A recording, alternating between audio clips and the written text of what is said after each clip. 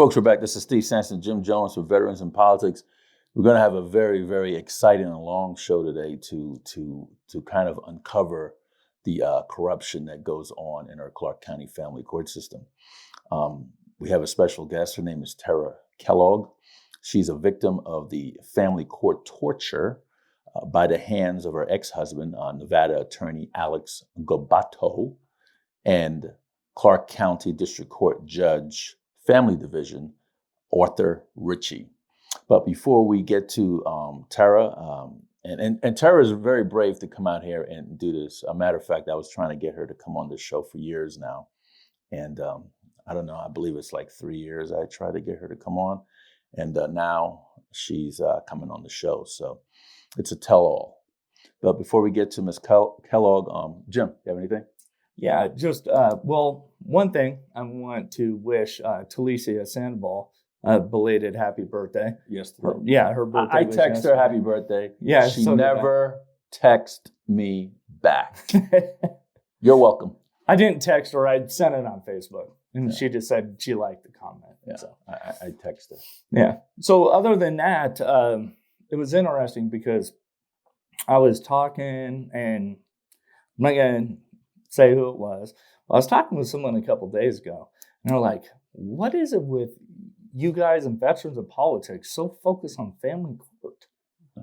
Like constantly, every time I tune in, it's always something about family court. I'm like, well, obviously you haven't been watching because we do a lot of other stuff. Mm-hmm. But I'm like, have you gotten a chance to read our mission statement? If not, I'll send it over to you. I said, yeah, in a culture of corruption. Now, I don't know of any more of a corrupt government system than family court.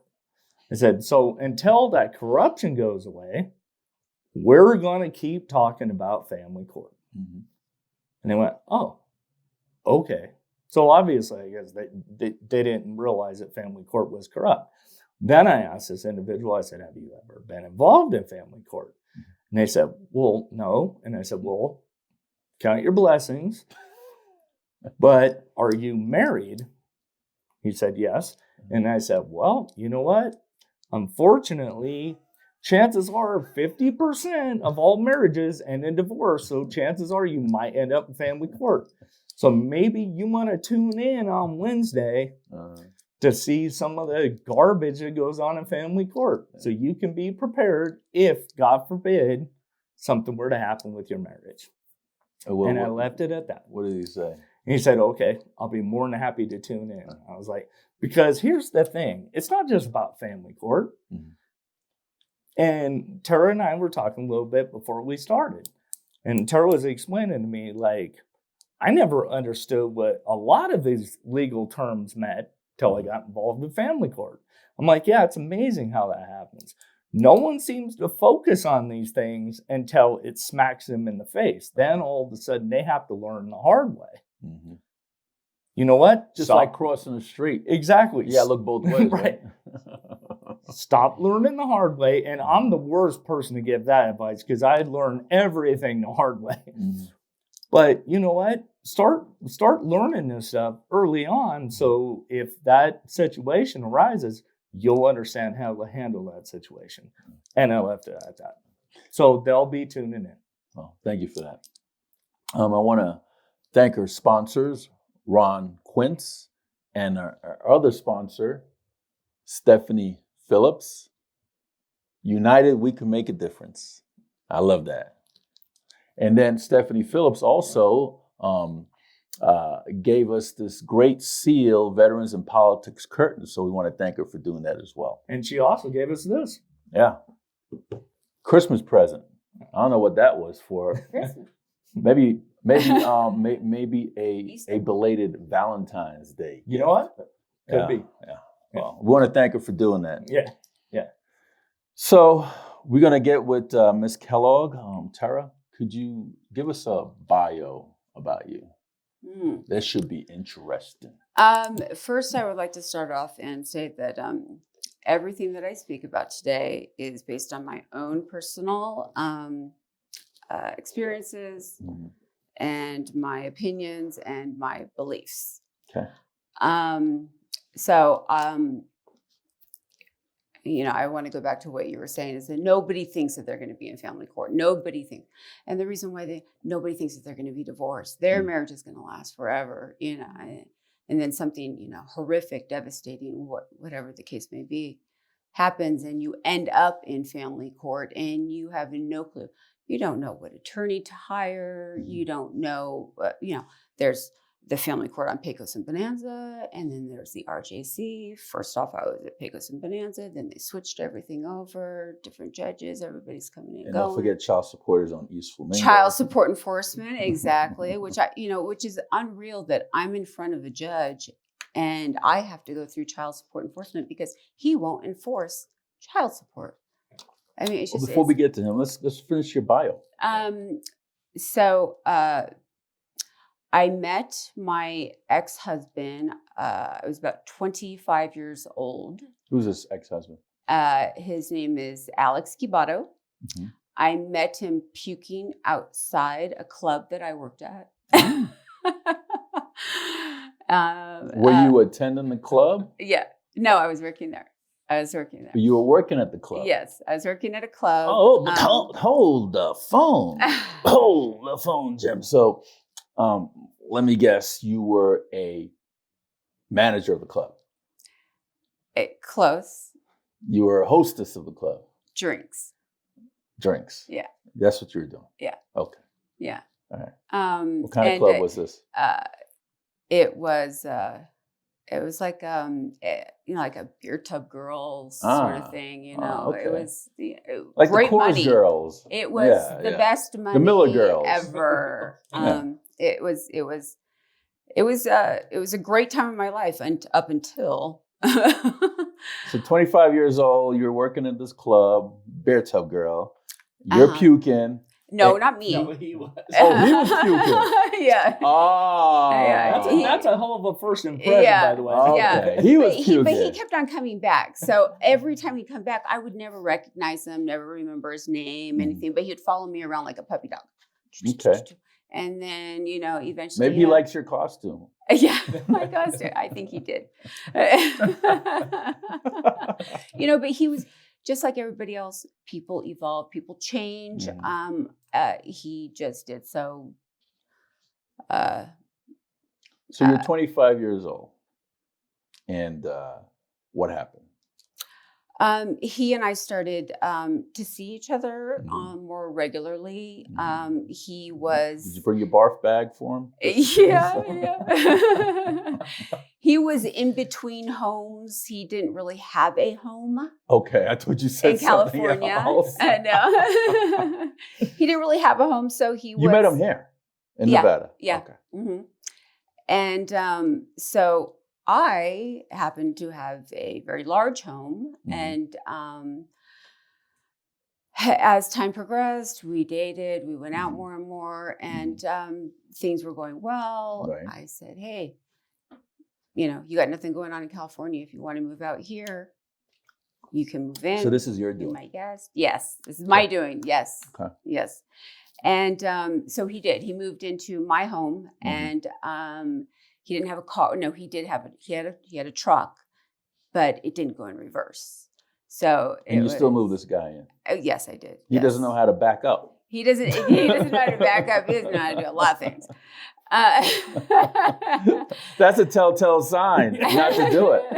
If you don't know how to reverse, buddy, I don't want nothing to do with you. Oh, okay. So I had suggested, because he had absolutely no direction whatsoever. He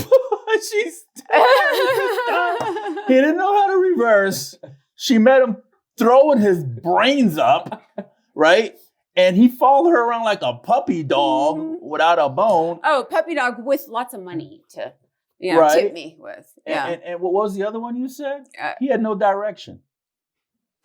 Sounds like a match made in heaven to me. Well, and he was also 2 years. You know what? You get younger exactly what you asked for. Exactly what I deserve. She got exactly what she asked for. Keep going. So don't worry, I'm not gonna be nice to you. So he moved in, and clearly, and she moved this guy in. He's all comfortable in California. Should have just left him there. Oh, he was uncomfortable. He lived on his friend's couch. Oh, He's couch surfing, Jim, and she still moved this guy I'll in never her house. forget. The guy's name was Josh, and he was staying on this guy's couch, and this guy had actually. Folks, I hope you're listening to this. All right, I would have ran if that was a female. I would have ran long time ago. At the barf in the park. You would have thought, and looking back, and I maybe I looked at it as a challenge. Maybe I looked at it like he had potential. That's what I thought. He had potential. I thought he had potential. So at this point, was he a lawyer or no? Oh God, no. Oh, okay, he wasn't even a lawyer yet. Lawyer yet? He hadn't even graduated high school. He was a dropout. This show's over, man. I don't even know why we're interviewing this woman. What? He was a dropout. He was a dropout. I believe he got his GED at a adult school because he had joined the Army. And it's probably the only positive thing he did. Well, until this point. Well, he joined the Army and then he left.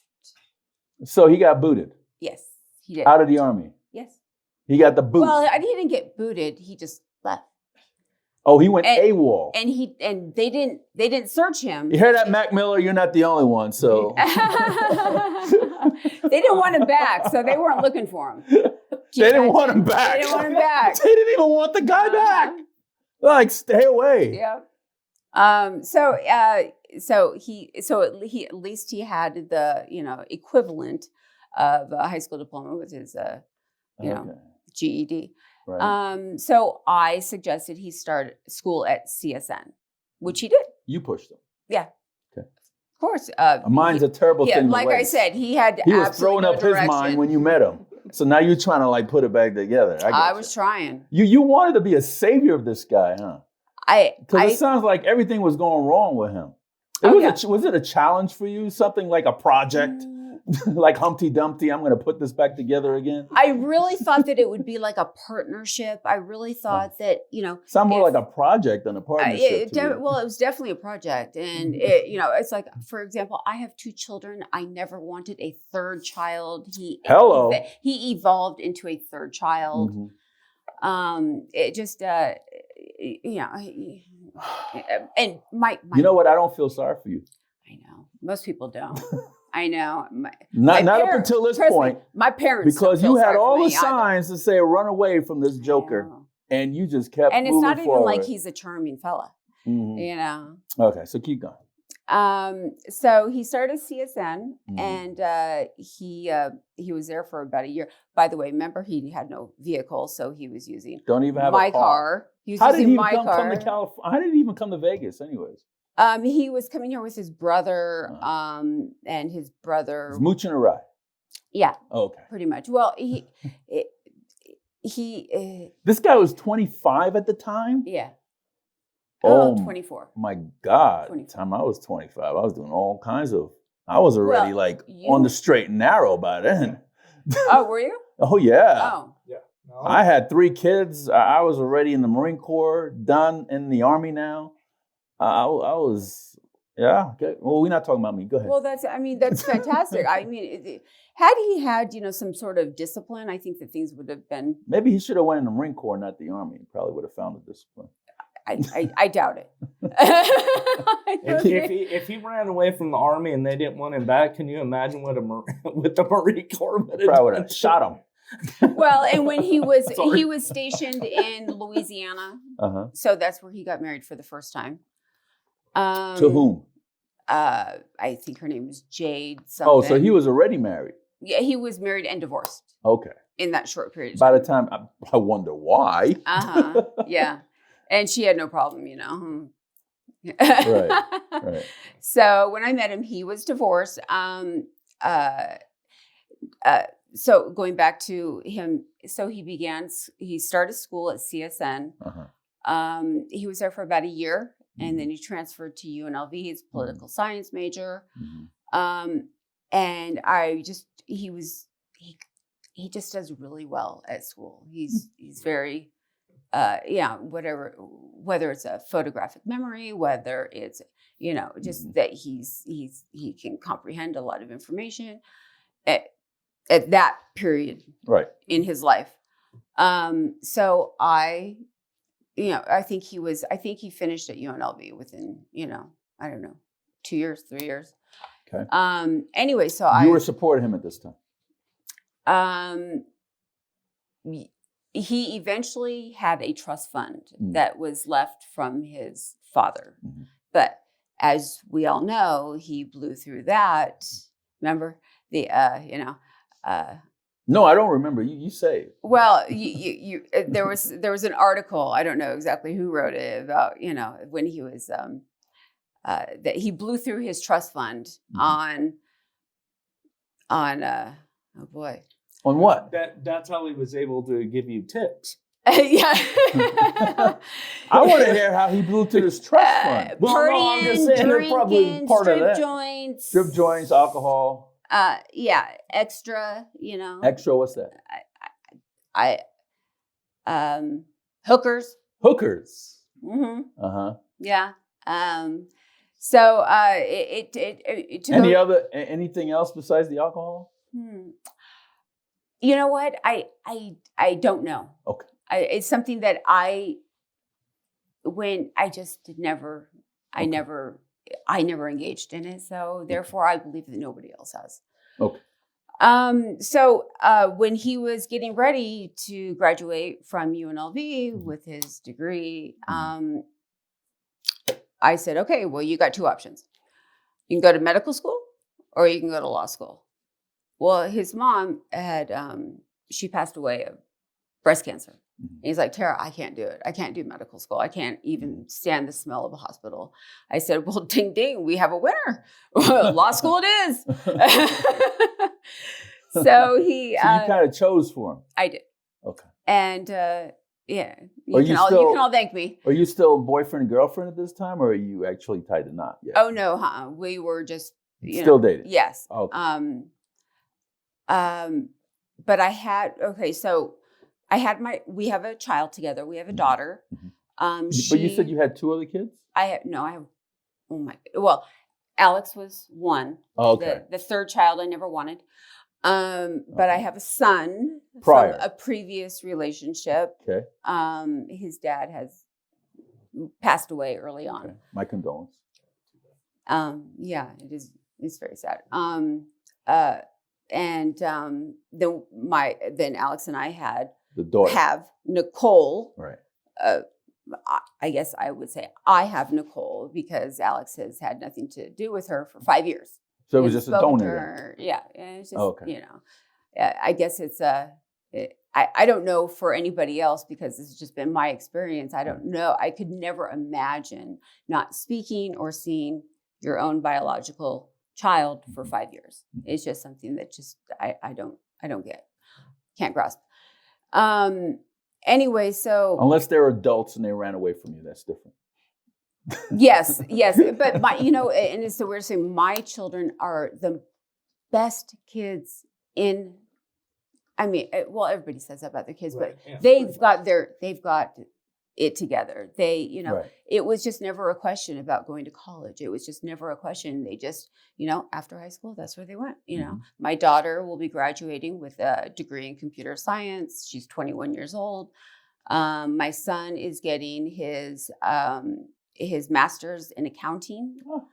I mean, I see, he's shown me some of these, equations. It looks like Chinese. I don't know what the heck's going on.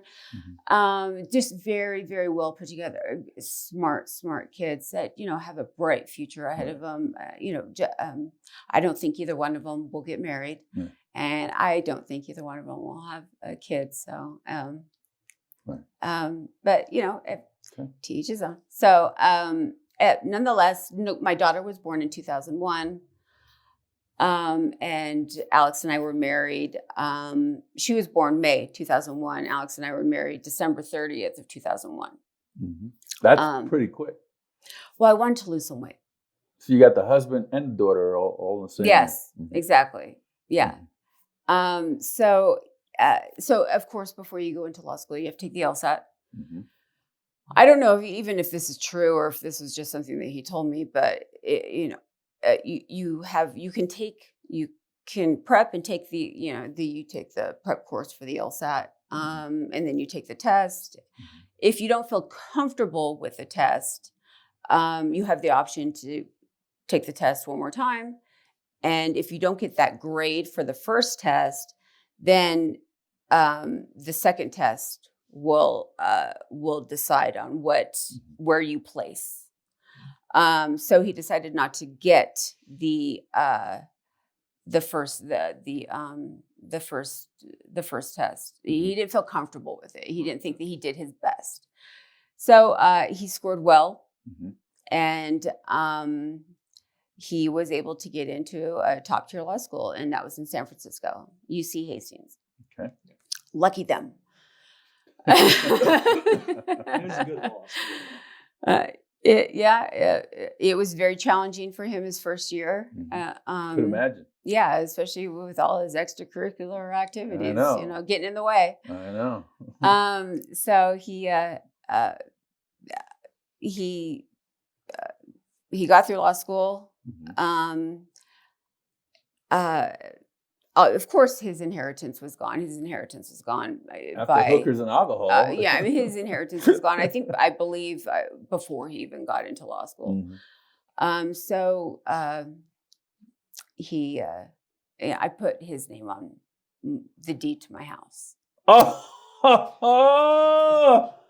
my God! There's something wrong with you, Ms. Kellogg. Yes. Oh. Yes. Boy, you didn't do that. My $600,000 house. Really? Yes. Man, what was going on in your head when you did something like that? You got this guy has all these downsides to him, except for the school. But I didn't know about that. I didn't find out about that until 2008. You didn't find out about what? His extracurricular, his cheating, He doesn't even have to have those extracurricular activities. You met the guy throwing up. Okay? He's couch surfing. Okay? He doesn't have a ride. He's a high school dropout. And you put him on your deed to your house? And I let him move in. Who's the crazy one? And I let him drive my $60,000 car. He had it made. He hit the jackpot. Steve, calm down a little bit. We don't have a defibrillator. All right. So eventually he took out a second mortgage. Absolutely. Of course. And then he took out a third mortgage. Oh, might as well. Boy, that money went You on a roll. But I had no idea. He already went through his inheritance. Of course he did, yes. Now he wants to go through yours. Yes, and it's a lot easier to spend money that you did not earn. Absolutely. Yes, and found that out, yes, quite quickly. So when he graduated from law school, of course, Who paid for that? And money bags over there. Well, come to find out, he also received student loans. Right, yeah. But back when he was in law school, don't worry about it. Eventually, the rest of the taxpayers will be on the hook. Yeah. Oh, he hasn't paid back a dime. Well, yeah, not a dime. Like he I said, graduated 2006. Stephanie will pick up that bill because she wants to. So he, of course, he wanted to start up his own firm right off the bat. Oh yeah, right off the bat. Yeah. Knowing nothing. Through all your money. Yeah. Well, then he wanted to hit up my parents. So, might as well. Exactly. If you're so nice, yes, they might be too. Apple don't fall far from the tree. Let me tell you who paid back his reinstatement fee when he was suspended. Okay. You did. Oh, well, I paid a portion of it, and my mother paid a portion. Oh, of it. why not? Yeah. We, of course, by this time we all knew, that his word meant nothing. So we all had him sign promissory notes. We should have met her back in what year was this? I was going to say we could already have this paid off. So no shit. We could have been living pretty right now. If I could do anything, and I could, if I could go back in time, I would just do the opposite of everything. Of course you would.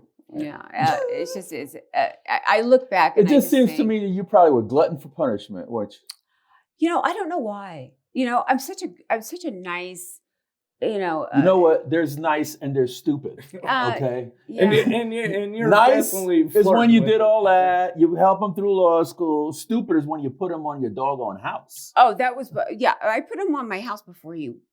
No, I think it was his first year in law school that I put. So I believe it was 2000. I told you I wasn't going to be nice after that. All right, please keep going. And then you roll mom into this. Oh, both of my You're supposed to parents. be protecting them. Both of my parents. Not put them out, throw them under the bus. I know. But, you know, I had full faith that he would, you know, oh, of course I'm going to pay this back. I'm going to pay this back. Don't worry, you know, this is going to be a success. Those are always the go-to words. I will pay you I back. know, yeah. And now I've learned that if somebody wants to borrow money, I think we need to drink vodka just to be on the show. Just consider it a gift. It's a gift. My mom used to say the same thing. Yeah. Like, don't say you want me to loan you money. I'm going to give you what I can and I'll never expect it back, or I'm just going to say, hell no. Yeah. One of the two. Absolutely. Yes, absolutely.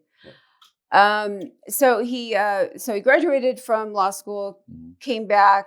I believe the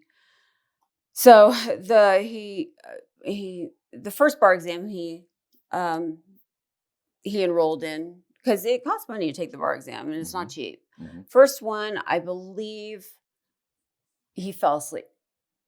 So he didn't pass. He what? He fell asleep during the bar exam. He fell asleep taking the Nevada State Bar exam. Yes, and he studied for the exam the night before. Studied the night before. Man, And let me tell you, there's no way you're cramming for the bar. There's three. The states that have the hardest bar exams is New York, California, and Nevada. Mm-hmm. Yep. And he studied the night before and fell asleep during the exam. Mm-hmm. Yes. At this point, were you married to him? I was. Yes. I'm so sorry. We were married in 2001. He graduated from law school in 2006. He took the bar exam, I believe, in 2007. Okay. Yeah. Please continue. So the second My God, bar I need exam. a drink after this. Now I need a drink. And she hasn't even gotten into the good stuff yet. I know. The second bar exam, I'm not. So he failed the first one. Of course. Of course he did. Yes. So the second one, I think he had some anxiety. Yeah. So he may have taken some anxiety medication. I'm not quite sure exactly what happened, but he failed the second one. And then third time's a charm. So he finally passed the third one. Finally passed. Okay. So how long did it take him? How many months did it take him to actually become a lawyer? I believe he was licensed in 2007. And when did he first take the exam?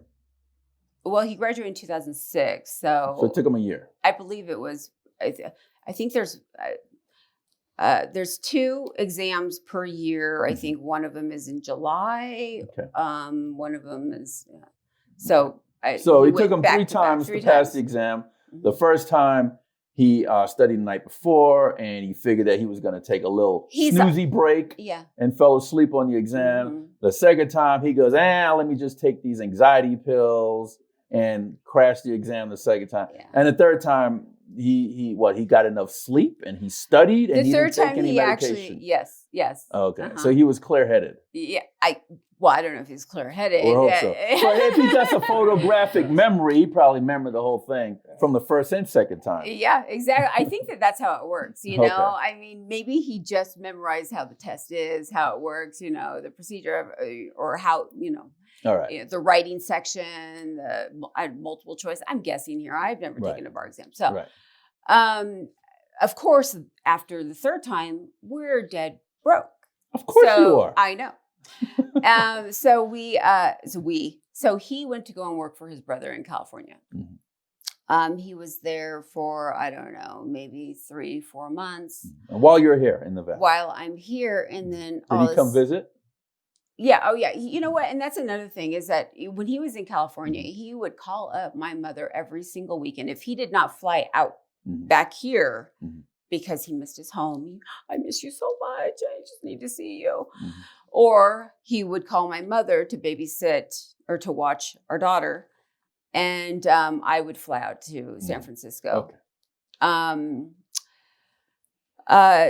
So fast forward, he's working for his brother in California. Doing what?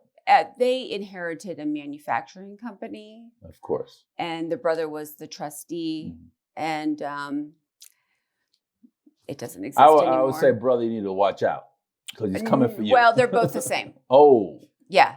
Oh, boy. Yeah. They're both the same. Wow. Yeah. Birds of a feather. Yeah. It's quite sad because the father came out here, from Argentina with a 6th grade education and built up this manufacturing company worth millions. And his children, you just demolished it. Yeah. Doesn't Sad. exist anymore. Sad. It's very, very sad. So then we start getting letters about, oh, well, the mortgage that I had before I met Alex, my mortgage was $1,300. I put down a substantial amount of money on my home. I, put down substantial money for upgrades. You have to upgrade everything, cabinets, flooring, you name it, pool. So you got your house new? Yes, it was. Yes. From ground up. Yeah, I got to pick the lot. Right. I mean, I put everything into this just to have it foreclosed. So my $1,300 mortgage skyrocketed to $3,600. And he had his license for, maybe a year before he was suspended. So after his suspension, I believe he was working for Joseph Scalia for $15 an hour. That wasn't going to cover anything. Chief Justice? No. Joe Scalia. Okay. Yeah. Yeah. Because I'm like, whoa, wait. Yeah. For the attorney, Joe Scalia? Yes. Okay. Yeah. Yes. Okay. That I believe he was suspended, reinstated. I don't know. It seemed like everybody who worked for Scalia somehow was suspended from practicing law. Who worked for Scalia? Not Scalia himself. Him too. No. Yes. Yeah. Okay.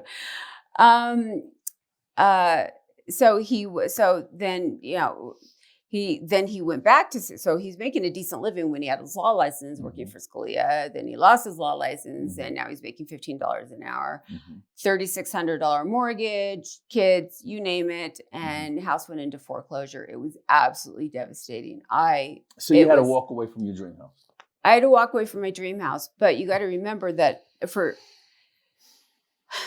there was a period of about 1 minute during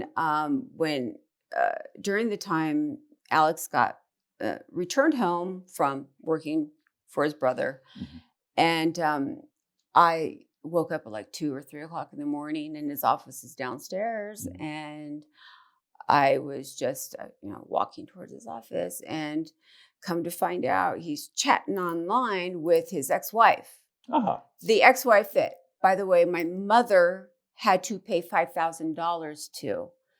Why? So because he owed her $5,000. In order to be a licensed attorney, you cannot owe monies to a spouse or, was it for alimony or child support? It was that she just said, just give me $5,000 and we'll go our separate ways. I don't know if it was alimony. They didn't have any children together. So I take it he didn't pay mom back. Of course not. Oh, okay. Of course not. No. Why not? Keep it up. Yeah, exactly. And then, and my mom did this, she did this obviously for our daughter, and she did it for me. And she, You think your mom could help me and Jim out a little bit? She probably could. All right. She's coming to some money. So, it just got, so I found out that he's communicating now with his ex-wife, and I'm like, are you kidding me? My mom just gave you $5,000 to pay her off, and this is what you do? And I went berserk. Right. I went berserk on just that. Right. And then, you let everything else go, but you wasn't gonna let this one go. No. I know, because then to foreclose the house, that wasn't a big deal. Well, I didn't know about that. I would have jacked somebody up just for that one. I didn't know about it yet. I literally within 30 seconds went downstairs, found out, or saw him in the office, saw him online with his ex-wife. Of course, I'm grilling him about everything. I mean, who else have you been messing around with? What were you doing in San Francisco? I don't think that I knew about the house being foreclosed yet. But he actually came clean. And I actually, in one of the articles, I actually said he told me everything like an idiot. He did. He told me everything. And I did not take it well. I didn't take it well at all. So what did he tell you? He's been cheating on me since day one. Huh. Going to strip joints. I mean, you already know he spent money on the hookers. No, I didn't know that then. Oh, okay.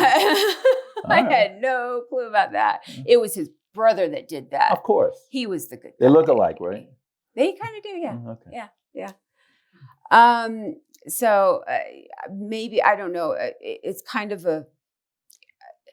it was like a bad nightmare. I felt like I just couldn't escape. He just disclosed everything to me. He disclosed, there's so many different things that I can, different stories I can, I don't know if you want to hear about these or if you want to go on to if they're relevant to your case. Okay, yeah. I'll give you just one example. Okay, Sure. So he was home from, I think he was in his second or third year of law school, and he had his phone downstairs. Of course, I'm with my daughter. He's upstairs sleeping, and his phone was blinking. And so I picked it up, and there was a voicemail. So I listened to the voicemail. The voicemail was some girl screaming, saying, "Alex, they won't let me up. Call me back now. They're not letting me up. Security's not letting me up." I picked up my daughter. We walked upstairs. I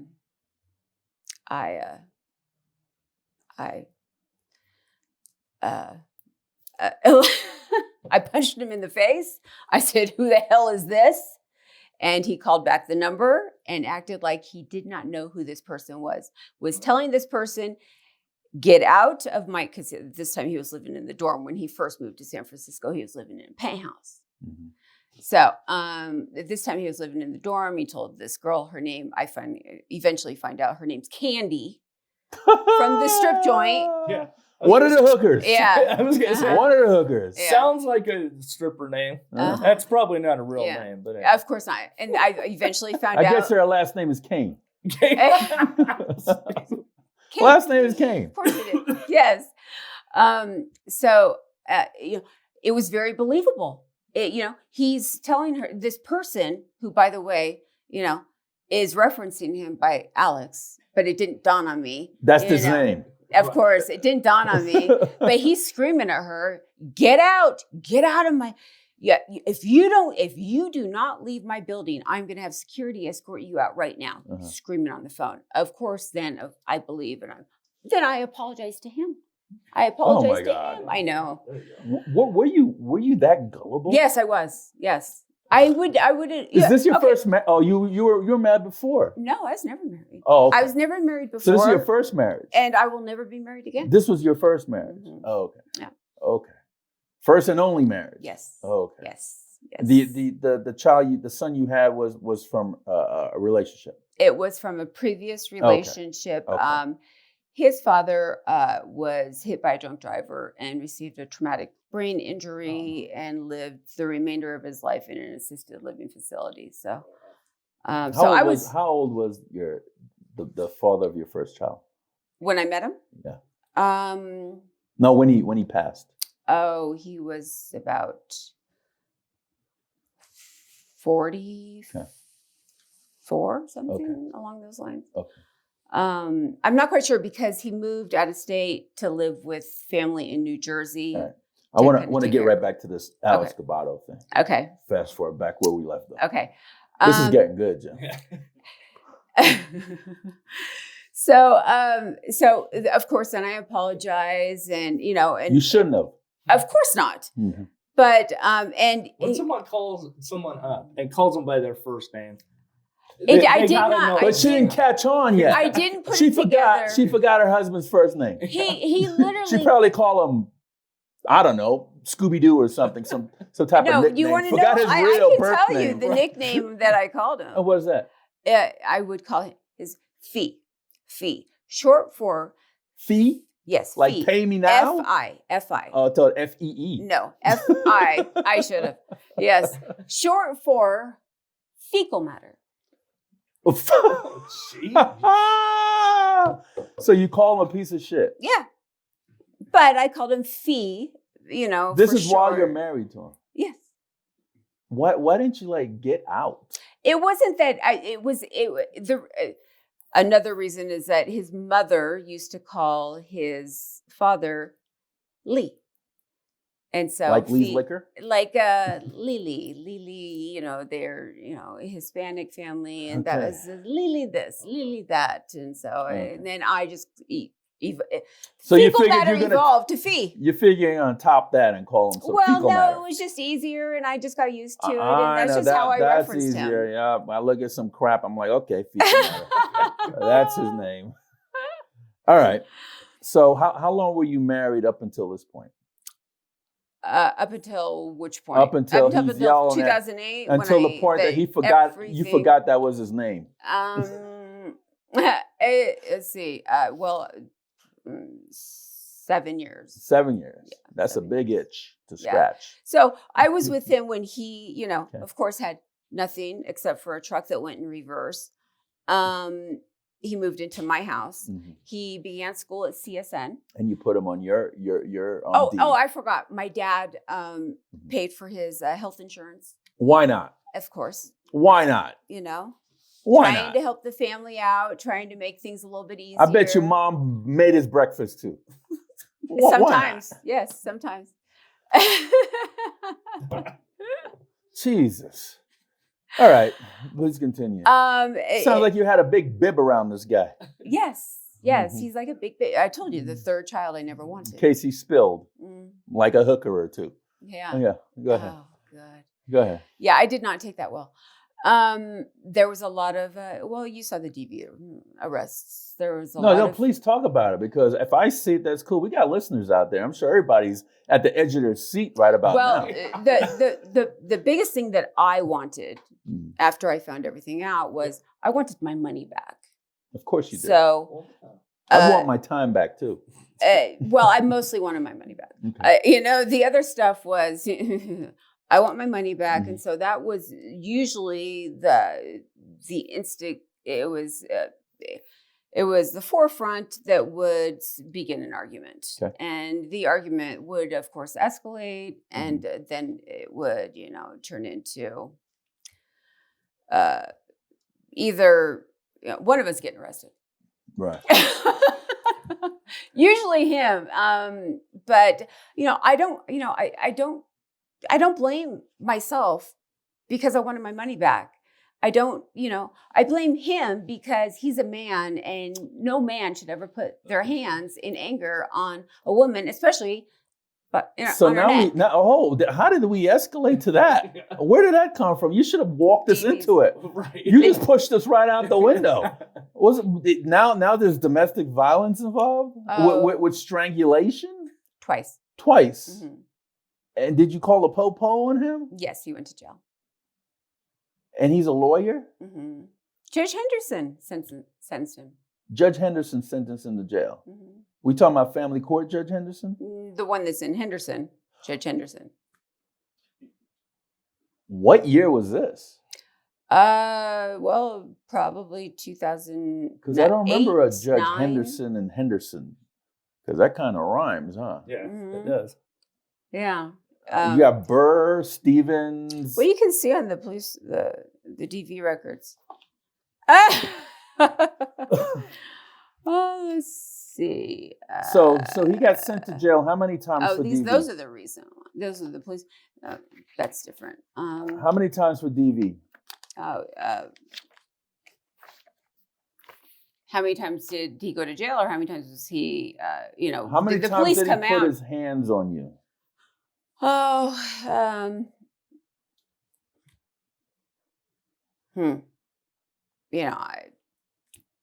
10.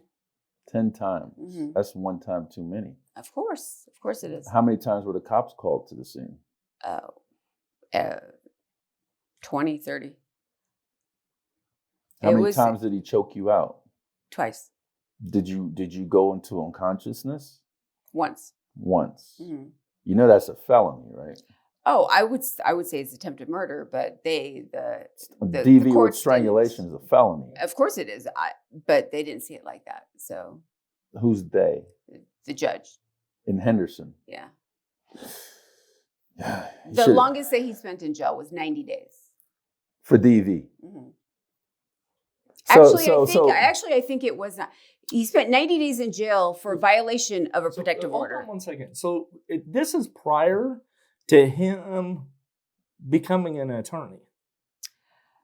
Yes. No. This is during the time that he was an attorney. So he's an attorney. He didn't lose his law license for that? He did. Yeah. He lost his law, yes. He lost his law license for how long? Well, in addition to not getting back to clients, not having the billing correctly, taking money, not doing the work. Mm-hmm. Billing correctly, and then I read some other stuff on some alcohol-related stuff as well. Yes. Because he lost his license. I believe he was officially suspended or lost his license in 2009. Yeah.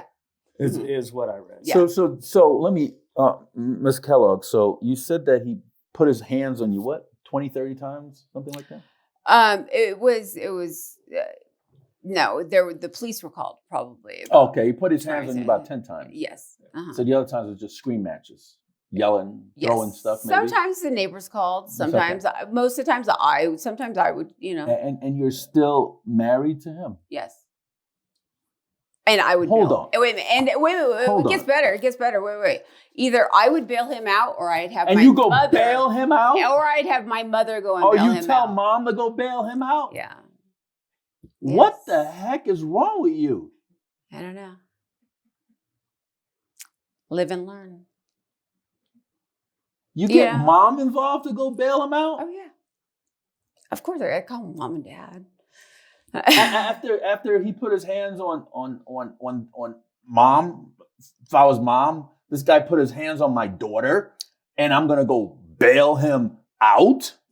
You lucky I'm not in there calling up Big Bubba to go give him the poo poo. Yeah. What's the poo poo? Up the boo boo. Oh boy. There would be no bailing, no out.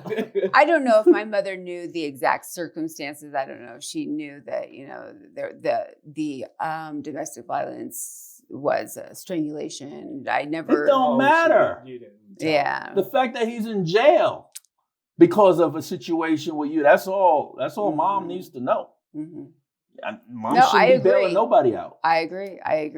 But did he put you in the hospital? I was in the hospital once. I'm not quite sure. I can't say definite because I was either I fell down the flight of stairs or I was pushed. I don't know. But I got, I believe it was 16 stitches on the side of my eyebrow. Like I said, I don't know which one. If I fell or if I was pushed, because I was knocked out completely. I do know that Alex came running down the stairs trying to get me to wake up, and I was in a pool of blood. And then he's trying to save his own ass at this particular point, trying to make sure you're not dead, so he won't go to jail for your murder. I that does make sense. It does make sense, but and the sad part is that I was more worried about him getting in trouble. So what are you, Mother Teresa? Turn the other cheek? He used to say that about me. You worried about him after he harms you? Well, I don't know definite, but come on. What do you think happened, really? I don't know. I really don't know. I don't. I wish I did. But have you ever fell down those steps before? Never. Okay, then. What do you think happened? I don't know. I mean, I wish I had a definite all right, please continue. This is very upsetting to me now. It is extremely upsetting.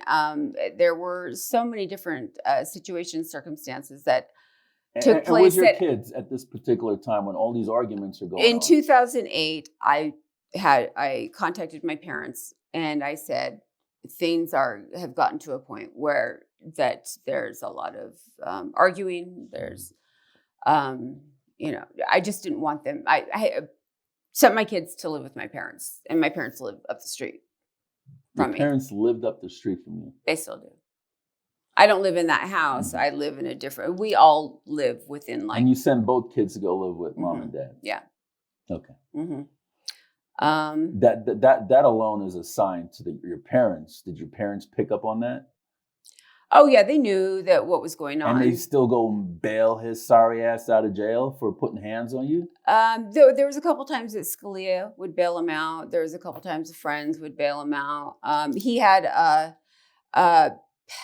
Patrick McDonald is an attorney. Would a lot of his people would represent him, get him out on own OR. Or release.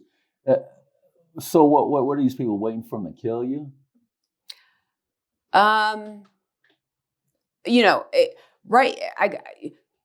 Okay, so physical violence is much different than emotional violence. Domestic violence, typically, you can attest to. You can. Well, there's a lot of therapists would say that verbal abuse in some cases are worse than physical. 100%. I'd rather be thrown downstairs. Don't say that. 100 times than have to deal with what I've been dealing with over the course of since 2017, which is the ongoing harassment, the stalking, the threats. Mm-hmm. He has agents that do the exact same thing to me. Mm-hmm. I have filed 28 police reports. Henderson Police Department does nothing. Have you contacted the IA, Internal Affairs in Henderson? I have not. Have you went before the city council because the Henderson chief of police is appointed by the city council? Well, but the chief of police, I believe she is no longer there. Have you met with the Henderson chief of police and the city attorney's office in Henderson? I have spoken with the city attorney. He said, send me by email what you have and I'll get back to you. And no, it's best to go in person because I had to go and help a litigant out that was in a similar situation with the domestic violence. And I met with the Henderson city attorney and the chief of police. What's his name? It at the starts same with a V, time. Correct? I forgot. This was probably about 2 years ago. Mm-hmm. And they were more engaged than how they were before. I'm just, from my experience, it's you go somewhere and you want to meet with somebody and then all of a sudden, they have a meeting or, go into Wolfson's office. Oh, you know what? He's got a schedule for a meeting, let me take down your name and number and, So much for an open policy or open door policy is what they say they have. It's so... A good stump speech for the campaign, though, but in reality, it doesn't really work. It's very discouraging. It's very upsetting. It's very traumatizing because you don't know what else to do. Okay. What else do you do? So you got about 28 police reports, all for domestic violence. Those in Henderson. Those particular police, those are from 2017 to 2019. 28 police reports. Yes. 28. Yes. And this guy still has a bar license. Yes, he does. Yes. Please continue. Well, and, that kind of goes with, the state bar. The state bar has their... Have you complained to the state bar? I have filed, yes, I have. About his DV? They already knew about it because they're the ones that reinstated him. So they knew about the past, domestic violence. I believe that he's under disciplinary action right now, currently. I don't know what's going to become of that. For some reason, it stopped December 19th. Yeah, well, the state bar ain't worth the shit. Right. They're not worth the shit. And either's the disciplinary committee. Well, the disciplinary action was brought forward by he's no longer chief, Justice Gibbons. Mm-hmm. And so he directed the state bar to investigate. Mm-hmm. I don't know exactly where it's going, where it's going to go. It's sad that a Supreme Court justice have to tell the state bar to do their damn job. And not only that, but the bar council that is assigned lives in Reno. Mm-hmm. But it's because it's my opinion. What I believe is that Justice Gibbons is no stupid person, and he kind of thinks that maybe bar counsel here in Las Vegas, exactly. Well, not corrupt. I don't think that in bed, yeah, or I think intimidated by him. Yeah, I think that they're buddies. You know, everybody. It's a club. Mm-hmm. It's a club. You're either in the club or you're not. Or you're not. Yeah. Mm-hmm. Okay, please continue. So Alex is in the club. Mm-hmm. Who'd want to bring him in the club? I have no idea. What does that say about everybody else that's in that club? Nobody does. They're all pieces of shit too. Shit, one piece of shit. Everybody's a piece of shit in that damn club. Please continue. It is shocking to me. I am absolutely. I mean, because I have filed a bar complaint. I have spoken with bar counsel. I have contacted the Supreme Court. Mm-hmm. I have written letters to everybody: Attorney General Wolfson, Sisolak when he was governor. You name it, I wrote. And maybe you need to go federal.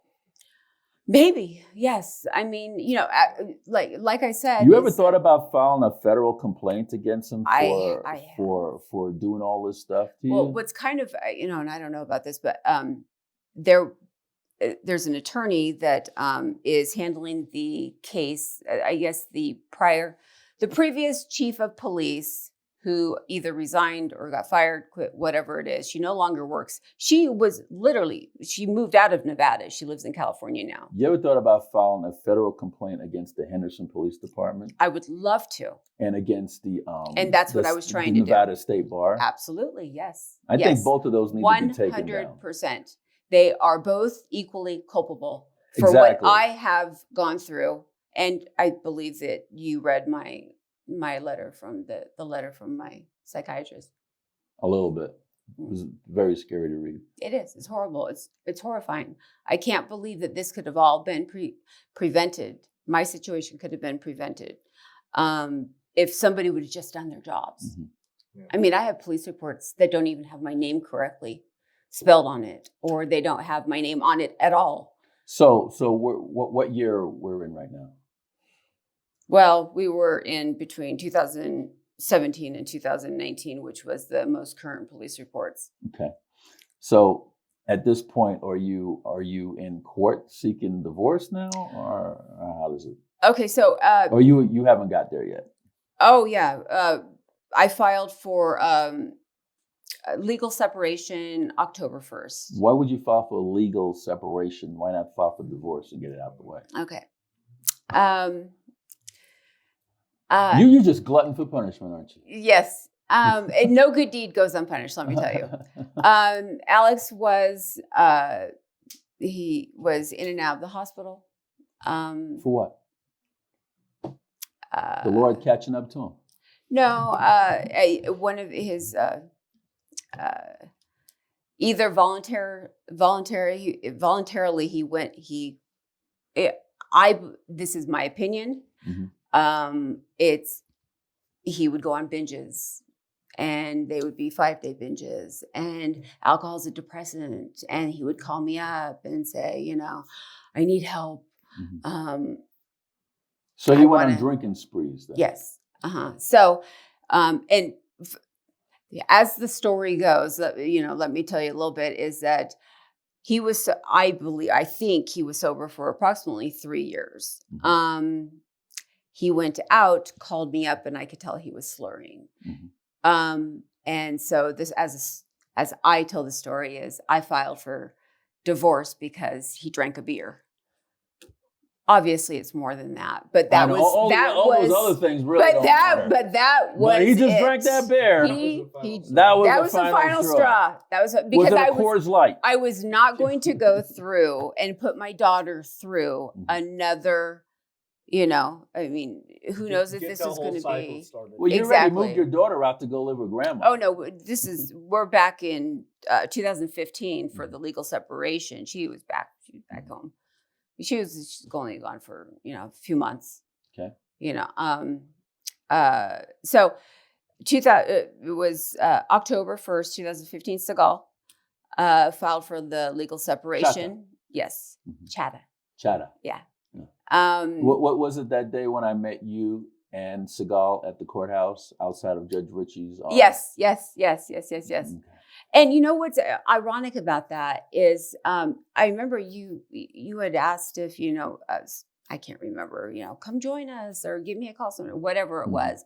And I remember being so petrified that Ritchie could possibly hear, because every time I would go into court, I would think this time it's going to be different. This time Ritchie's going to actually see what's really going on. This time Ritchie's going to make a determination. This time Ritchie's going to enforce my divorce decree, which is the reason why I'm there. This time Ritchie's actually going to make Alex pay his child support and alimony. Nothing ever happened. So how much does Alex Ghibaudo owe in child support? My calculations are $310,000. That alone should wipe out his bar license. Absolutely, right? You would think so. Mean, yeah. How is he going to family court and advocate for child support and alimony for his clients when he's not even doing the same for his own self? Well, let me tell you, if he has some hypocritical shit, if he has stole $310,000 from a client from his IOLTA account, he'd be disbarred. But he can steal money from me and my daughter. No way. So he owes about $310,000. Did you go to the district attorney's office? Of course I did. Because I know Steve Wilson's. He talks about his. What does he talk about? Support division and how much that's the child support and how much they collect. Child support division. And all that. Yeah, but I want to know the amount that's not collected versus the amount that's collected, because I know that's a lot higher. But that has nothing to do with alimony. It has to do with child support. By the way, Judge Ritchie never required Alex. Per my divorce decree, he is to provide his tax returns annually. So I know how much the child support is supposed to be. The IRS needs to know how much that's supposed to be, the alimony. Alex was supposed to provide health insurance for our daughter. Never provided health insurance. So he's been violating all these court orders. Yep. And Ritchie keeps kissing his ass. Well, you remember, right? Is that what I'm hearing? Absolutely. But they throw Michael McDonald in jail for 3 years. For permanent. Oh, well, and Alex, for wanting to be with his kids. For wanting to be with his kids. So that's another thing. The perjury. There's a perjury case, or not case, but I mean, like I told you earlier, Alex has filed 5 civil cases against me in the past. I believe 16. Defamation and intentional misconduct. Why don't he pay his freaking child support? Because he thinks that he's actually going to prevail on these. I don't know. You know, I did a little rant about lawyers last week, and I think there's something going on. Some of these lawyers really eat their own shit, so to speak. I'll tell you. What they call that, drinking the Kool-Aid? They drink their own Kool-Aid, some of them. Yeah. Well, but here, let me read you something from, this is an order. So I believe my case has been sealed since 2019. I have my attorney. And what do you think they do that, sealed cases? Because they don't want anybody to. They don't want the public to know. Exactly. So they could keep doing the same old bullshit all the time. Exactly. Yeah. Okay. So here is a finding from this is dated, it was electronically filed 6/24/2021. Judge Ritchie. The court further finds that should plaintiff, me, attempt to enforce this court's prior orders or her orders of support, that plaintiff would be acting at plaintiff's, again me, own risk. So he's threatening me. Yes. He's threatening you because you're trying to enforce his previous order. Yes. How ridiculous is that? That makes sense to me. It's just it sounds like everybody's covering for each other. Well, he doesn't want Alex to pay. He doesn't, he's doing everything he can possibly do to stall. He thought that years ago I would run out of money and not be able to. I bet you if that Judge Ritchie, if his PERS got screwed up and he couldn't collect his pension, I bet you he'd be a little upset. Oh yeah, right? Trust me, right? He's waiting for. But we're gonna deny you your child support. Yeah. Well, not just that. Also, the child support, health insurance, you name it. No provision in my divorce decree was ever enforced, except for. So it sounds like Ritchie violated your 14th Amendment, right? I don't know. I think that he's violated everything. I don't know why you don't take him to federal court. That sounds like a 14th Amendment violation right there. I got to think, how much more is that going to cost me? I've already paid $300,000. Because you have a right to a fair judiciary. You're absolutely correct. It doesn't sound like you're getting one. He's violated due process, which is part of the 14th Amendment as well. Yeah. It doesn't sound like you're getting one. You should just take his ass to federal court. If you're concerned about money, contact the ACLU. I mean, sometimes they're toothless, but that might not be a bad way to go too. Yeah, just throwing the idea out. Well, I've thought about it. Definitely. Don't think about it. Yeah, you didn't think about it when you took his ass and made him your husband, right? I was. It doesn't sound like you gave it much thought at all. So I just want to make a quick observation, and please take this.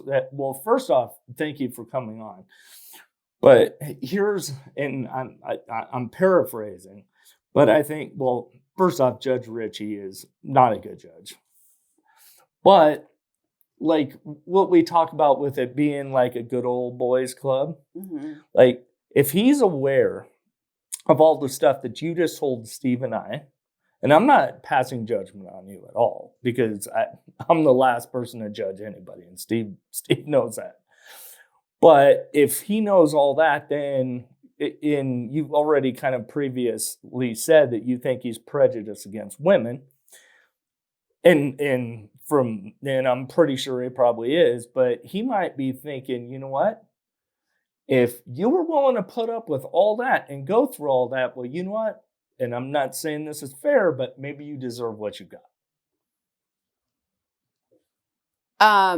That's a harsh statement, but I'm just saying, like, there are male chauvinists that think that way. I don't think that Ritchie.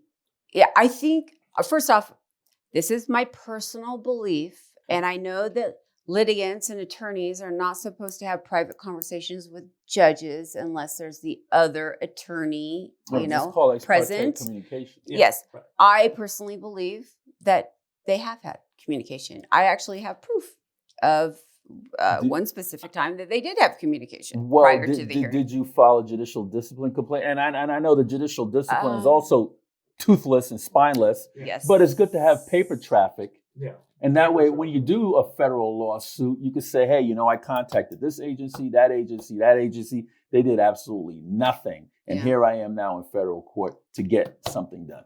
I spent a lot of time and resources contacting my district attorney, contacting my attorney general, contacting my, to try and do that way. Because I have done a JDC complaint. It was against hearing master Jennifer Henry. Mm-hmm.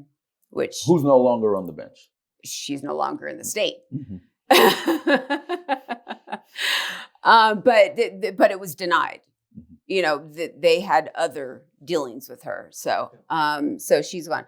But mine was denied. And so you have a little bit chipped away at you every time you either go to court and you're just requesting, just the minimum support obligation. It's not even the correct support obligation.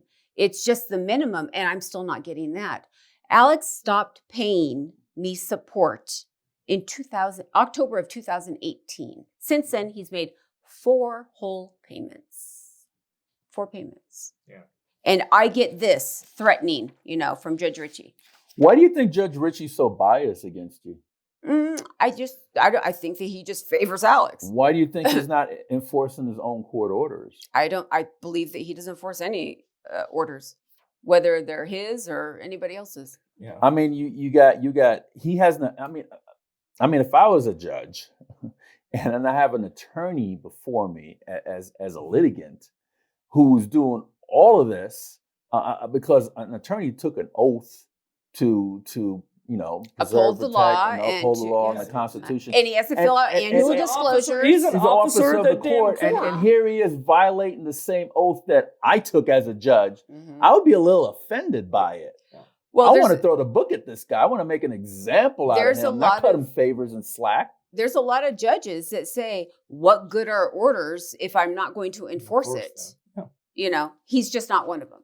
So it sounds like this judge is wasting the people's time being on the bench. Absolutely, 100%. You shouldn't be getting those tax dollars. Exactly. I mean, there's no reason for me to still be in front of him 6 years later trying to enforce my divorce decree, which, by the way, during an evidentiary hearing, because Alex filed a motion stating that I committed fraud. The fraud was that during the separation period that I promised to reconcile with him. Why would anybody separate from their spouse and, promise to reconcile? That's just a horse. Well, but here's the thing, though. And this is why I want to go back to this point, because Steve said, why would you file for a legal separation? Now, my parents were legally separated. And in that separation decree, and this was years ago, and this was in South Dakota, so it's a completely different state. So it could or could not be true. But it actually said in there that both sides did have an obligation to try to reconcile before moving forward with divorce. So are you sure that wasn't in the separation decree? Oh, yeah. We went in front of Chief Judge Hardcastle. She was the settlement conference. Yeah. And what we did was Alex and I came to terms.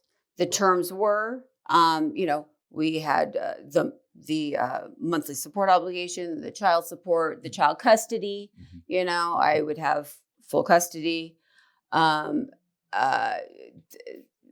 Everything that you could possibly think of that would be in a divorce decree, we agreed on. And no, there was no. Okay. And I'm just asking, just to clarify. My family's from North Dakota, so right. Yeah. And I just wanted to clarify because I know how certain viewers and listeners are going to go. Absolutely. No, that's not true. I filed for. I just know. I understand States that, so I wanted to make sure I clarified that. With you. I could have, and I would have, and that was the plan. Yeah. But like I said, I was the only family that Alex had. Right. He has alienated everybody. He's got family in California that wants no part of him. Yeah. His brother wants no part of him. He's just alienated everybody. So anytime that if he was in the hospital, he needed an advocate.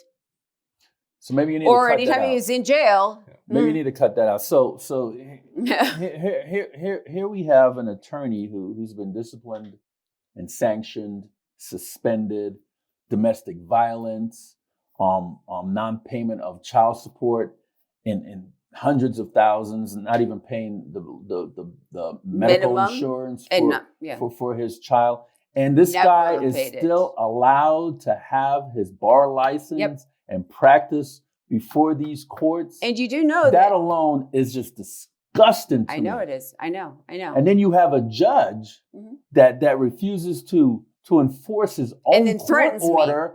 And threatens the victim. Mm-hmm. And I'm sure he has the rap sheet saying that Ghibaudo has been arrested and you've been in the hospital for domestic violence, but he still turns on you. Mm-hmm. It makes me think that this judge is just scared of Ghibaudo. Art Ritchie's scared of Ghibaudo. That's the only thing I could think of, unless Ghibaudo has something on Art Ritchie and Art Ritchie doesn't want it to come out, because there's a lot of attorneys on the other side that Ghibaudo's threatened. Oh, really? Well, I know the attorneys, but I don't know about judges. I know that there's attorneys. Oh, yes. I mean, every attorney. I mean, my attorney, Chris Reed, he quit. He quit because he and his family. So he was afraid. Yes. Was afraid of him. Yeah. He used this intimidation tactic against opposing counsel. Uh-huh. So, I mean, the only thing I could think of, why would a judge allow an attorney who's a litigant before his court to get away with domestic violence, to get away with paying child support and any accommodations for his child, and to go after the victim, the one that was beaten by the attorney, and go after that person, unless this attorney, Ghibaudo, has something against that judge. That's the only thing that makes sense to me. Unless, or the other part is that this judge is just scared of this attorney because of his track record and scared for his safety. And those are the only two things that make sense. Either Ghibaudo has something that's damaging to Art Ritchie, or Art Ritchie is just scared to death of Ghibaudo. That's the only two things that actually make sense to me. Nothing else makes sense. I'll tell you one other thing. I'll tell you one other option. Help me make sense. One other option, and this is just my belief. This is what I think.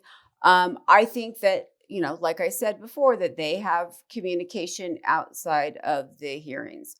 I believe that Alex spins a story to him, saying that I lied, or saying that, those police reports are not true. Look, come on. Unless this judge is a freaking idiot. He is. How would that be even a spin? 28 police reports. You ended up in a hospital. Well, 28 police reports were from 2017 and 2018. You ended up in a hospital. Previously. He got suspended. He's not paying anything for child support. Is this just judge an idiot? You know what? I think that it's also Arthur Ritchie. I've known you for years. Are you a freaking idiot? Are you scared of Alex Ghibaudo? Does Alex Ghibaudo have something on you? What, did he saw you come out of a gay club or what? What's the story? Because this does not make sense, Arthur Ritchie. How do you let this piece of shit attorney rule your goddamn courtroom? Are you stupid? You need to freaking retire without your purse. Give your purse to Tara Kellogg for denying her doggone child support. Fucking asshole. Hey, I'm so sorry. I try not to curse on my show anymore. I agree. But this is just bullshit. Because it's both of them are making a mockery to court. The judge is making a mockery to court, and the doggone attorney that's a litigant is making a mockery to court. Absolutely. And that's why you guys seal your goddamn cases, because you don't want nobody to know about your stupid asses. And then when you try and unseal it, they bury it and say, oh, well, just send me another one, to unseal it. No, he doesn't want it unsealed. Good thing I don't drink. I'm just over here taking deep breaths because, it just doesn't make sense to me, Miss Kellogg. It just doesn't. It doesn't make sense to me either. Sense. But let me tell you something. This is what is. I'm saddened, I'm angry, and I'm disappointed. And I think about the consequences that my daughter and I could have faced if not for my parents that picked up and said, we're going to do everything possible to make sure that you and Nicole have, that we're going to cover you until this gets resolved. Who knew that it would be 6 years later? But my daughter has a scholarship. Let's say that we didn't have a home. Let's say I didn't have a car to drive her to school, to college. She would have lost her scholarship. She would not be graduating college. There's so many horrific things that could have taken place because of this particular judge who just refused to make Alex pay per the divorce decree. I say you take the judge to federal court and you sue the living shit out of him for violating your constitutional rights. I agree. And Amendment 14. And that's what I would do. And I'll take Ghibaudo too to the same federal court along with Arthur Ritchie. That's what you should do. Because it sounds like Ghibaudo, because he's an officer of the court, it sounds like he violated your constitutional rights as well. Oh, he's violated. That's what I would do. I'll take it to federal court because some of these state court judges don't worth the robe that they wear. Well, you do know what, he said, the TPO that Chris Reed, I think that, I know that Chris Reed believed that after a conversation between he and Alex, that Alex was going to do some harm to me, or else he would have never contacted me and then filed a protective order. And the protective order, Alex is threatening to physically and financially F me and my 80-year-old parents up unless I agree to his terms. So and you got this in writing? I gave it to you. Did you do a police report on that? Yes, we went to the police station, yes. Back to Henderson again? Henderson, yes, wonderful. Oh, Wonderful. But I It don't sounds have like any you other need to go to choice. U.S. Attorney's office. I don't know how many more different, the AG, the district attorney, It sounds like you the need to get out of governor, the the state. mayor. It doesn't sound like the state agencies are helping you win. It sounds like you need to go federal with everything. Yeah, you're right. You're absolutely correct. Bypass everything. I've already been to the Supreme Court, and it's Unless it's the U.S. Supreme Court. Yeah, but because Ritchie, this is so at the time that Alex filed fraud on me, he wanted to decrease his alimony, which I don't know how much less than zero he wanted to pay, because at the time he's paying zero. Less than zero. He wants you to pay him. Yes, That's he does. how it goes. Yes. Yeah. That makes more sense. So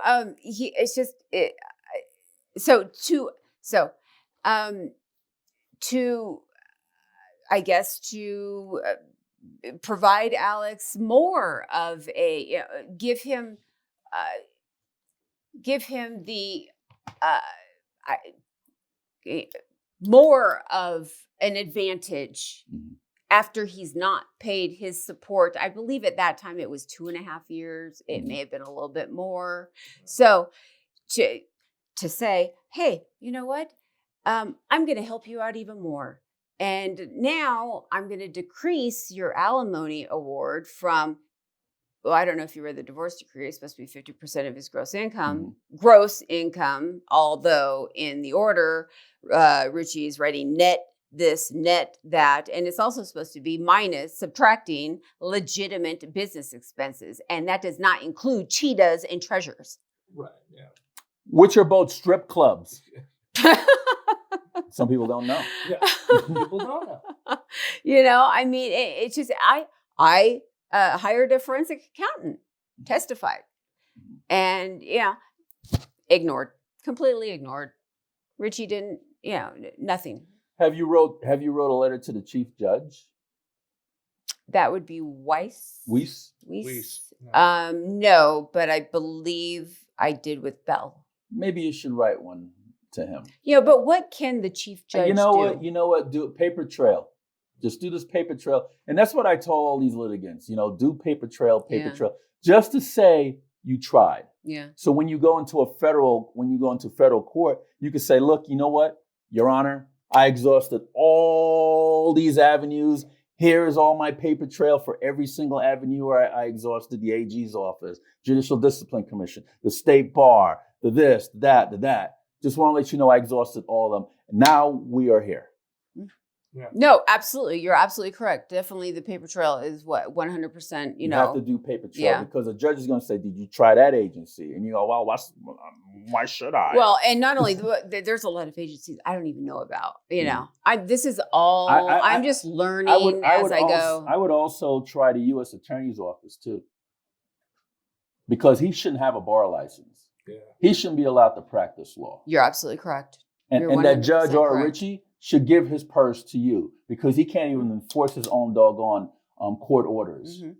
Well, and then threaten. That's just a waste of taxpayers. Judicial time, judicial resources, you name it. The list goes on and on. Now, he should give up his purse to you. It's horrific. What he should do. And I bet you if a lot of these judges were forced in these little situations like this, I will bet you they will start things would be a lot different. Following the law. But it will never happen. Never say never. Not in my lifetime. Because I've seen a lot of things in my lifetime that they say will never happen. Really? A black president for one, huh? Yep. Yeah. I love Obama. So there you go. Things are changing. Things are changing. The wheels are turning. I do. And the only what you need to do is just keep on fighting, never stop. Yeah. Yeah. But like in my, it's amazing what 6 years 6 years in front of Ritchie and what it can do to your mentally and physically. Yeah. So you probably suffer from post-traumatic stress disorder because of it. 100%. Even though you said like it would be expensive to go to federal court, which it will be, but just like Steve was bringing up, and so all your mental stress, mental anguish, the $310,000 worth of back child support, plus the alimony, plus the judge not threatening you to not try to get him to enforce his previous order, like all of that stuff comes back into play. So you can get back payment for all that. I would sue for $10 million.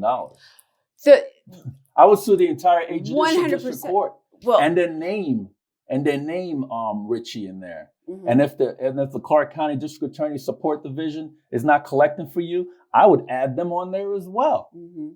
And I would add the Nevada Judicial Discipline Commission on there because they're not doing nothing about the bad judge. I'll add the Nevada State Bar on there because they're not doing anything about the bad attorney. Mhm. I'll add them all on there. Henderson Police Department. I would force, and the Henderson Police Department, I would force all of them to have attorneys and show up and have their day in court and to tell the judge why they did what they did. Mhm. That's what I would do. I'll list every single one of them on there. Absolutely. That's Absolutely. what you need to do. That's the only way you're going to get any type of That's action. what we're doing. That's the only way you're going to get any type of action. You list every single one of them as a defendant. And I'll sue for $10 million. Well, what I'm doing isn't working. No. And You know what the definition of insanity is, right? doing the same thing over and Okay. over again, expecting You need a to different try. You need to do result. something different. Yes, you're absolutely And correct. they I got rid of, refuse. and they're starting to get rid of qualified immunity too. Are they? Yes. Really? They're getting rid of it for cops. Huh.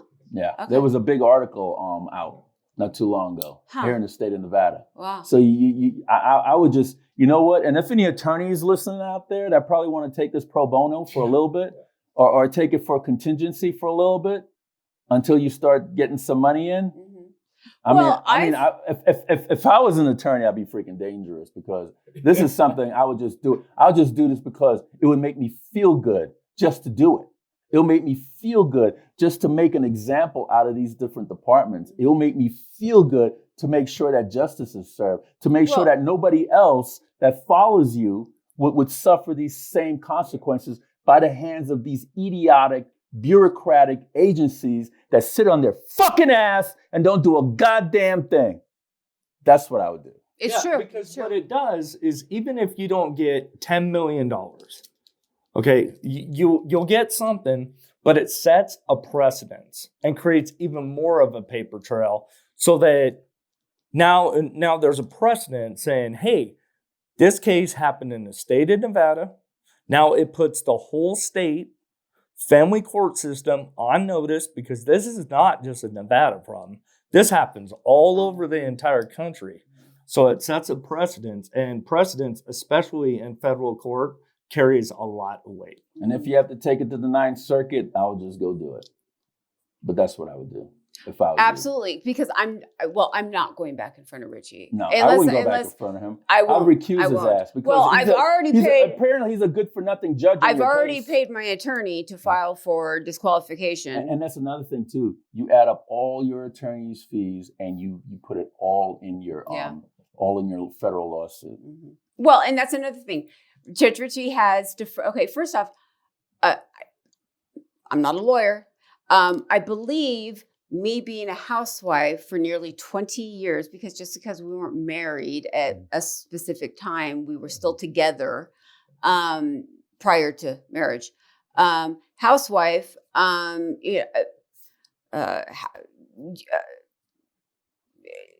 living as man and wife before we were actually married.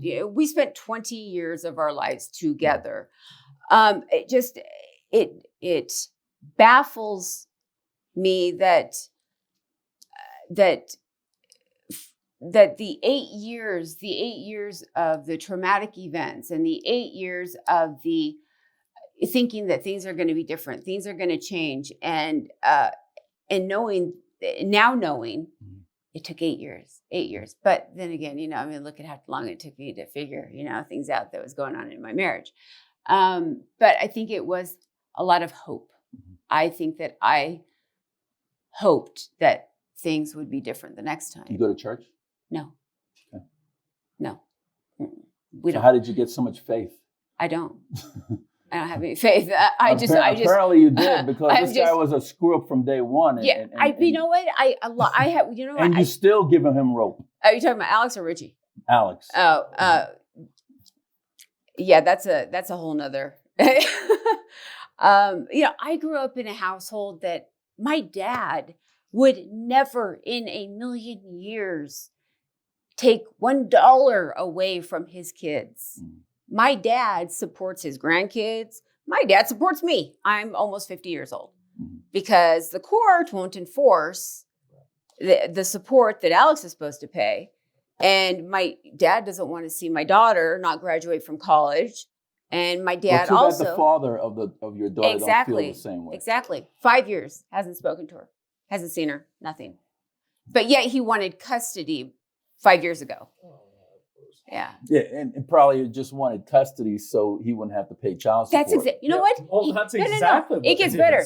That's what he said in court. He said, I want custody because I can't afford to pay this child support. He said it verbatim. Usually when people say they want custody because I love my child, I miss my child, I want my child to be around. Not because you don't want to pay child support. That's a stupid, idiotic thing to say. He said it right in front of Ritchie.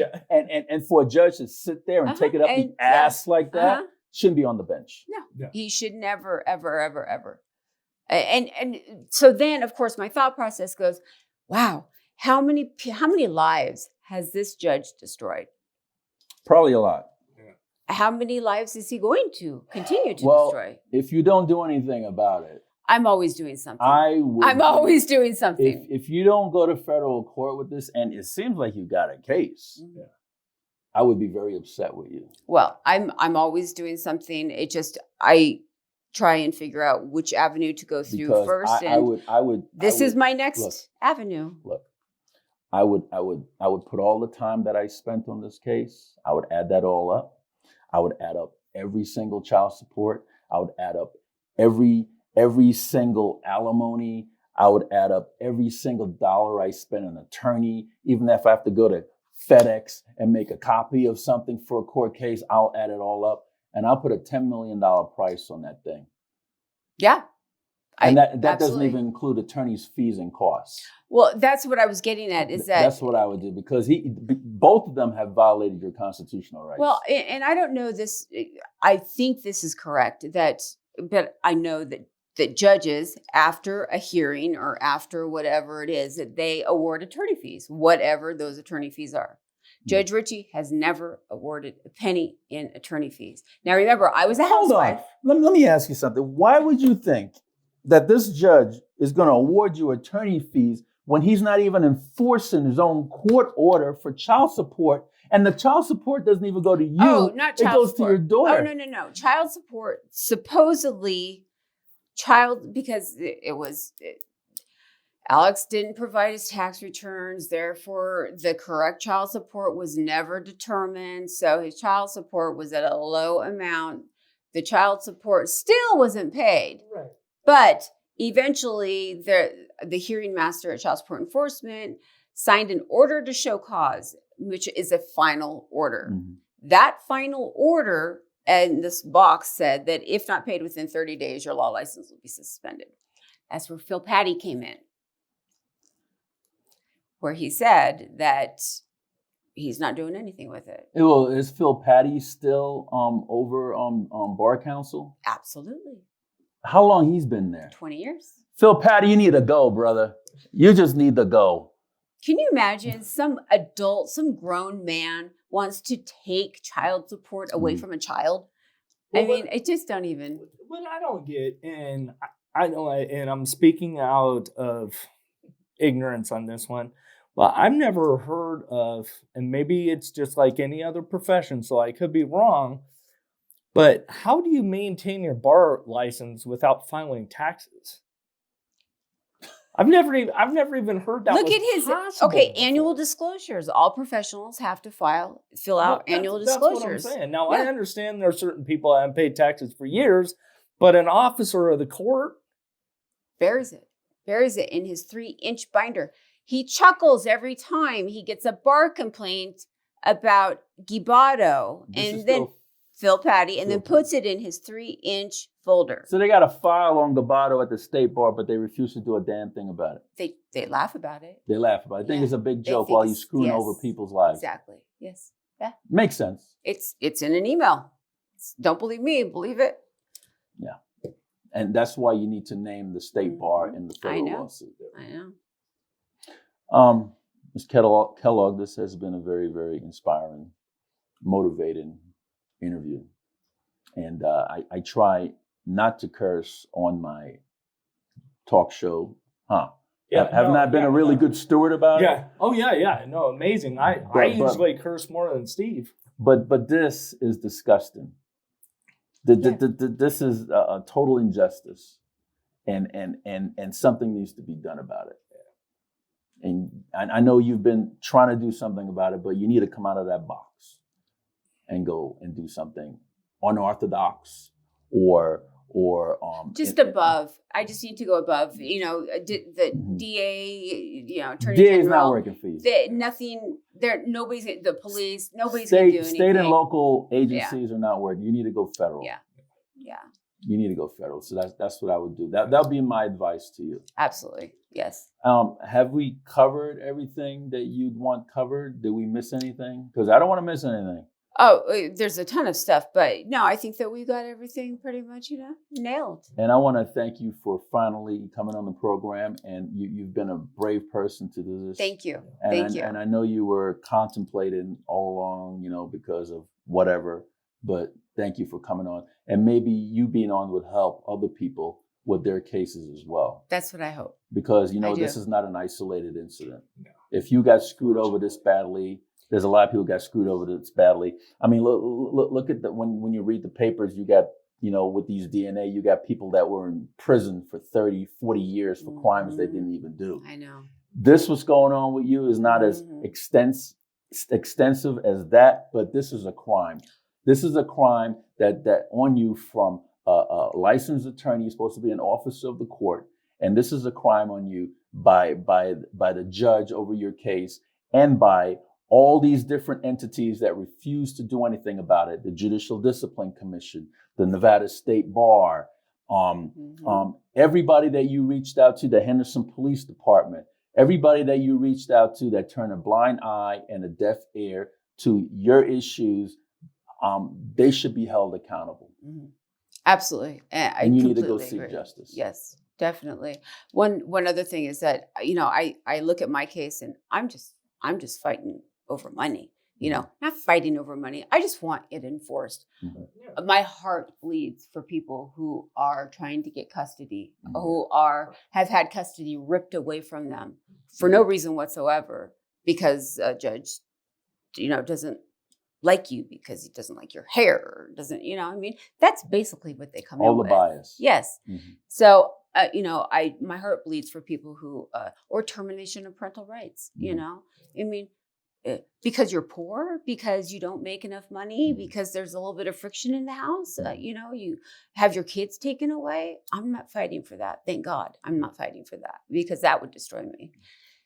This is enough to destroy me, but my heart bleeds for people who, absolutely. And I know that there are thousands and thousands. Mm-hmm. I was fortunate enough to wait until my daughter had teenage discretion. Okay. Well, at least she doesn't have to get emancipated. How old is she? She's 21 now. Oh, see. Yeah. She's lucky. I tell a lot of litigants that's gone through these difficult cases and they have a 16-year-old. I'm like, make sure she go get a job and get emancipated, because the court's going to try to steal her away. There is no doubt in my mind, if my daughter was younger, Judge Ritchie would have reversed custody first, second time I was in court. There is no doubt in my mind, for no reason whatsoever, just to either punish me or to provide Alex, Well, I wish they get punished. I do too. I wish they get punished. I do too. And somebody to sit on the bench as long as he has. One of the many reasons why they sit on the bench as long as they do is to get the PERS, is to get the retirement. Absolutely. That's why he's still there. It's not to the betterment of the litigants before their court. It's to make sure that they're financially stable in their little and happy their retirement lives. package Exactly. is 100%. It's not 80%. It's not 70%. It's 100% for the rest of his life. That's what Steve was referring to as PERS. That's the retirement program with the state. That's what PERS. Free health care, you name it, he's got it. So, Jim, you have anything else? No, other than just the advice that Steve gave you, and just to reiterate exactly what Steve was saying, just like, you're very brave to come on, but and I just want to say this. that I feel really bad that when local and state officials don't enforce stuff, like they're the ones you're supposed to be able to go to first and handle this stuff. It is really a bunch of BS when you start having to take everything to the federal level. That's part of the reason why people only vote for the president. They're not voting for city council members and DAs and judges and paying attention because it doesn't seem to be doing much good. So that's my last little rant on that. But thank you very much for coming on. I greatly appreciate You're very welcome. it. Thank you for having me. Absolutely. Mark is going to zoom in on you, and this is your opportunity to say whatever. Maybe you want to reach out to other parents that are going through your situation. Maybe you want to reach out to some agencies or some attorneys to help you put an end to this bullshit that's going on in our family court system. Whatever you want. And if you want to give a point of contact, if you only have to give a phone number, you could give an email. If you don't want to give that, that's fine as well. So. Okay. There is one thing that I do want to say. One of the, I think it was the second to last hearing that I was in, it was regarding order to show cause for contempt. I would like to give a shout out to Jonathan Nelson for calling it like it was. And he did indeed tell Judge Ritchie that he was prejudiced. You are prejudiced towards my client. That's what Jonathan Nelson said.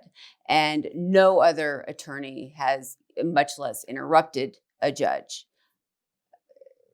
And he had the wherewithal, and I don't know if it was because it was planned or if it just was so necessary that he had to say it. The next thing would be is don't give up. Don't give up. Never quit. And no matter what you have to go through, and reach out to people. Reach out. I'm available. I'm on Facebook, Tara Kellogg. I can give you help. I can't give you legal advice. I'm not a lawyer. I paid for law school. I just didn't attend. But so there are people that are supportive and helpful and will do things that are, out of the ordinary from what other people like to do, which is, get on social media, get behind a keyboard and, bully and harass and threaten other people. And that's just not the case with a lot of people who have been through litigation and been through the ringer, been through torture. So that would be what I have to say. So thank you. Well, thank you, Tara. Thanks, Jim. Folks, that's Tara Kellogg, who we listened to for the past hour and 40 minutes, telling her story. It took her about 3 years to just get here. And we appreciate she coming out and sharing. Hope that her story could help you. We have too many bad judges on the bench, folks. We have judges that will do whatever, don't even enforce their own court order. We have attorneys that wind up before these judges and get a pat on the back. But if you were an attorney and you did the exact same thing, you would get slammed or end up in jail like Michael McDonald did. But it's unfortunate that this is how it goes. And a lot of these attorneys and judges don't want the public to know what goes on in the courtroom. And they try so desperately to seal cases and to close hearings so the public won't get involved. And why? Because they want to protect their bad behavior. They don't want to be called on their bad behavior. And that's why we have programs like this to expose these corrupt judges, these corrupt attorneys that are doing this to our system. And the only way we're going to have a better system in our family court or on our judiciary bench is to rid ourselves of these assholes. And we know how to do it. We just need to unite, and get rid of these assholes, because if we don't unite, they're going to still be a plague in our backyard, and we want to get rid of them. This is Steve Sanchez, Jim Jones for Veterans in Politics. Until next time.